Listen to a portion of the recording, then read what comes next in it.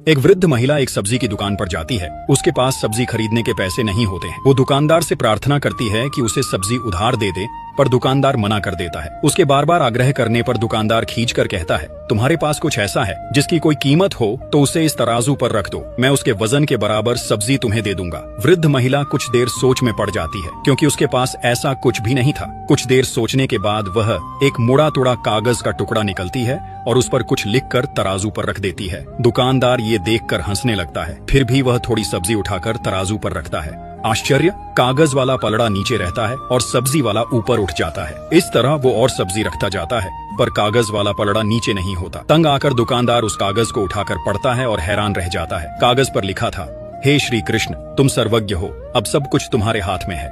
दुकानदार को अपनी आंखों पर यकीन नहीं हो रहा था। वो उतनी सब्जी वृद्ध महिला को दे देता है। पास खड़ा एक अन्य ग्राहक दुकानदार को समझाता है कि दोस्त, आश्चर्य मत करो, केवल श्री कृष्ण ही जानते हैं कि प्रार्थना का क्या मोल होता है। वास्तव में प्रार्थना में बहुत शक्ति होती है, चाहे वो 1 घंटे की हो या 1 मिनट की। यदि सच्चे मन से की जाए तो ईश्वर अवश्य सहायता करते हैं। अक्सर लोगों के पास ये बहाना होता है कि हमारे पास वक्त नहीं, मगर सच तो ये है कि ईश्वर को याद करने का कोई समय नहीं होता।